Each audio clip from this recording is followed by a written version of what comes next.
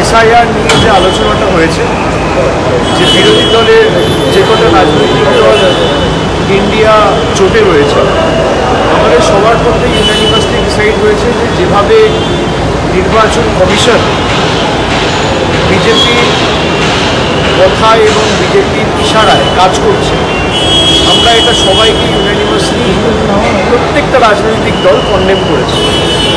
এবং তার সাথে সাথে কীভাবে এরা ভোটে কারচুপি করেছে এটা কাল বিস্তারিত আলোচনা হয়েছে এবং একটা দুপুরে প্রেস কনফারেন্স করেও আপনাদেরকে দেখানো হয়েছিল। সেটাই ইন্ডিয়া পার্টির প্রত্যেকটা প্রতিনিধি বা নেতা যারা ছিল তাদেরকে রাহুল নিজে ব্রিফ করেছেন। উনি কালকে সবাইকে ইনভাইট করেছিল কথা বলার জন্য, এবং আমি স্পেসিফিক্যালি আমাদের পার্টির যে অবস্থান, যে বিজেপি যেভাবে বাংলায়ও এই এসআইআর করতে চায় এবং 1 মাস 2 মাসে একটা 2 বছরের এক্সারসাইজকে কমপ্লিট করা, এবং সাধারণ মানুষ যারা দিন আনে দিন খায়, বিশেষ করে গরিব মানুষ, তাদের নাম সবার আগে বাদ যায়। এবং বিভিন্ন জায়গায় আমরা দেখেছি, এমনকি বিহারেও 65 লক্ষ লোকের নাম তাড়াহুড়ো করতে গিয়ে লিস্ট থেকে বাদ গেছে। আমরা কংগ্রেসকে কালকে বলেছি যে কর্ণাটকার যে উদাহরণটা তারা তুলে ধরেছে, মহাদেবপুরা বলে একটি বিধানসভায়, সেখানে যেহেতু তাদের সরকার, যারা বিএলও ছিল তৎকালীন, ইআরও ছিল এবং ডিইও ছিল, তাদের বিরুদ্ধে কঠোর ব্যবস্থা নিতে বলেছে, দৃষ্টান্তমূলক ব্যবস্থা নিতে বলেছে। এবং তার সাথে সাথে তৎকালীন নির্বাচন কমিশনার অর্থাৎ চিফ ইলেকশন কমিশনার রাজীব কুমারের বিরুদ্ধেও দরকার হলে আন্দোলনে নামতে দিয়েছে। তার কারণ অনেক সিট রয়েছে, এবং বাংলাতেও আপনারা দেখবেন বালুরঘাট, বিষ্ণুপুর, পুরুলিয়া, এই সমস্ত সিটগুলো 15-20 হাজারের কম ব্যবধানে বিজেপি জিতেছে। আর একটা সিটে যখন 5 হাজারের ব্যবধান হয়, তখন 2,500 মতো এদিকেও। সুতরাং আমরাও একটু বিস্তারিত আলোচনা করেছি এবং আগামী দিন ইন্ডিয়া অ্যালায়েন্সের পক্ষ থেকে 11 তারিখ একটা প্রতিনিধি দল নির্বাচন কমিশনে যাবে, পার্লামেন্ট থেকে মিছিল করে, সেখানে তৃণমূলের সব প্রতিনিধিরা থাকবে। আমার কিছু পূর্ব নির্ধারিত কর্মসূচি এবং বৈঠক এখানে রয়েছে, যেহেতু জেলাভিত্তিক পর্যালোচনার কাজ আমি শুরু করেছি। 11 তারিখ উত্তর দিনাজপুর এবং বহরমপুরের বৈঠক রয়েছে, এবং আমি সেখানে ব্যস্ত থাকার কারণে আমি নিজেও হয়তো সশরীরে উপস্থিত থাকতে পারবো না, কিন্তু বাকি তৃণমূল কংগ্রেসের এমপিরা থাকবে সেই মিছিলে। এবং আমরা আমাদের দাবিতে অনড় এবং স্পষ্ট, আমরা চাই হাউস চলুক। আমি নিজে কালকে স্পিকারের সাথে দেখা করেছি, স্পিকারকে অনুরোধ করেছি যে আপনাদের যদি লোকানোর কিছু না থাকে, আপনাদের যদি ভয়ের কিছু না থাকে, তাহলে আপনারা এসআইআর নিয়ে ডিসকাশন নিচ্ছেন না কেন?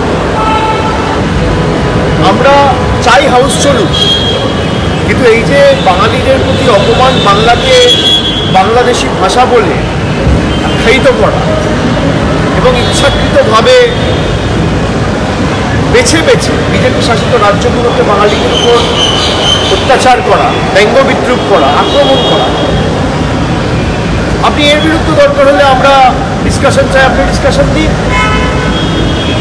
তো যাই হোক, আমরা আমাদের অবস্থান জানিয়ে এসেছি। উনি কীভাবে হাউস চালাবেন উনি বলতে পারবেন, তবে আমরা চাই হাউস চলুক। কেন্দ্র সরকারের নিশ্চয়ই লোকাবার কিছু আছে, তারা ভয় পাচ্ছে, সে কারণে ডিসকাশন অ্যালাউ করছে।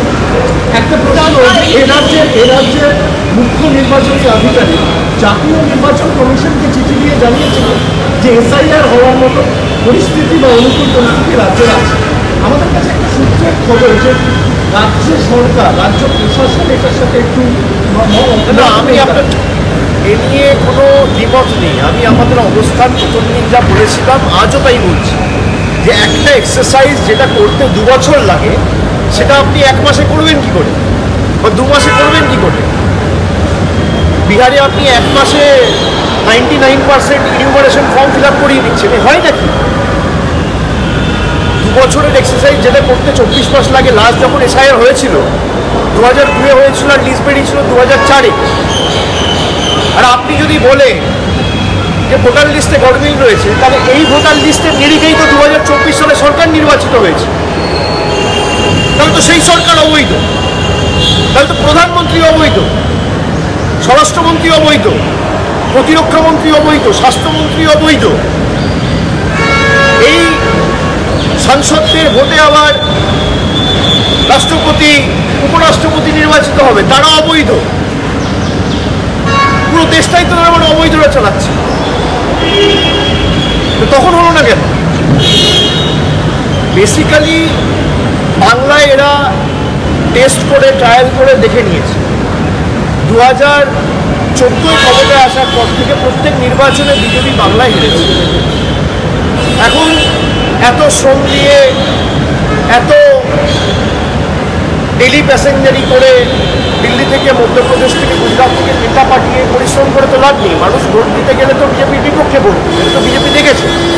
তাই ভোটাধিকারটা কেড়ে নেওয়ার একটা কৌশল হচ্ছে এসআইআর বা স্যাট। ইয়েস স্যার বলে যারা নির্বাচন কমিশনের মতো প্রতিষ্ঠানকে বিক্রি করে দিয়েছে, আমরা তাদেরকে বলছি নো স্যার, এসআইআর বাংলায় হবে না। চুপি চুপি ভোটের কারচুপি আমরা বাংলায় করতে দেবো। আর একটা মানুষের ভোটাধিকার যদি এসআইআর-এর নামে বাদ যায়, নির্বাচন কমিশন ঘেরাও করবো 1 লক্ষ বাঙালিকে। এদের ক্ষমতা থাকলে এরা আটকে দেখাবে। 100 দিনে করেছে, আজকে তো কোর্ট বলেছে। আর আপনারা দেখুন, 1 আগস্ট থেকে কোর্ট বলেছে 100 দিনের মানরেগার টাকা শুরু করতে হবে। আজকে অগস্টের 8 তারিখ, এখনও টাকা শুরু হয়নি, কন্টেম্প্ট অফ কোর্ট। সুতরাং আমরা আলোচনা করেছি সাংসদদের তরফ থেকে একটা প্রতিনিধি দল আগামী দিন দরকার হলে rural development minister Shivraj Singh চৌহানের সঙ্গে দেখা করবে। এবং আমরা সিদ্ধান্ত নিয়েছি যে যেহেতু জল জীবন মিশনের প্রায় 2500 কোটি টাকার উপর বন্ধ, জলশক্তি মন্ত্রীর সাথেও তৃণমূল কংগ্রেসের একটা প্রতিনিধি দল আগামী এই সেশনে যদি উনি টাইম দেন, আমরা ইতিমধ্যে টাইম চেয়েছি, আমরা দেখা করব এবং কী কারণে, কী প্রভিশনে বাংলার টাকা বন্ধ রয়েছে আমরা জানব। এই বঞ্চনা, এই লাঞ্ছনা হতে পারে। There has been no discussion on the vice president till now. All like-minded parties will come together with the time being. We have time till 21st of August, and accordingly there will be deliberation and discussion on vice president. And if there will be discussion on any particular name, the media will be kept apprised.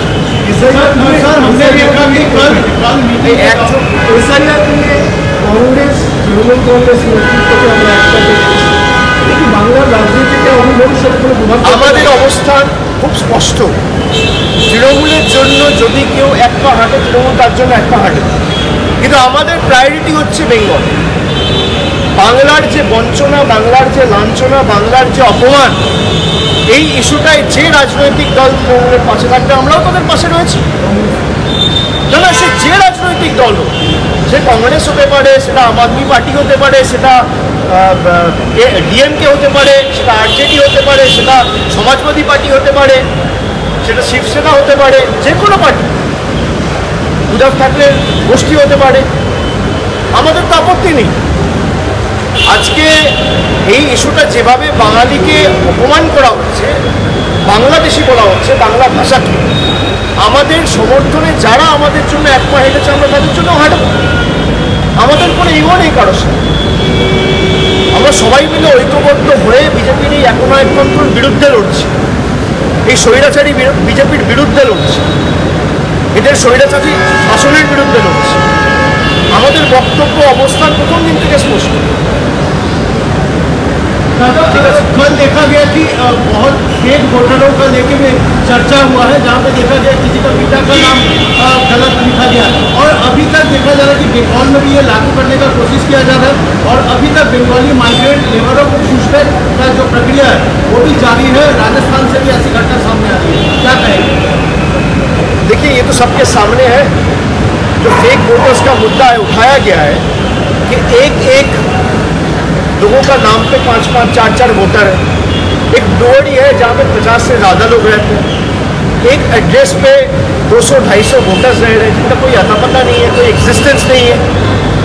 और एक आदमी 5 बार 6 बार एक दिन में vote किया है, वो वाराणसी में भी वोट किया है, वो कर्नाटका में भी वोट किया है।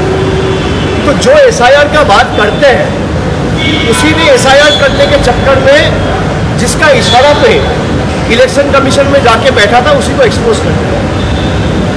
तो पूरा सरकार इलीगल है।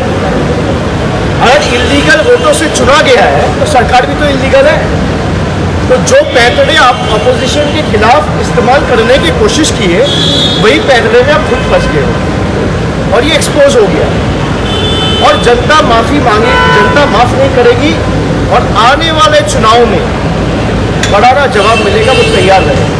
BJP MP Soumitra Khan, he said that Rahul Gandhi should ask Abhishek Banerjee who is behind article incident. If Soumitra Khan has the information, why is he giving to the CBI? भाई आप लोग भी किस चक्कर में पड़ते हो? इतना ही कुछ है तो CBI को दे दे।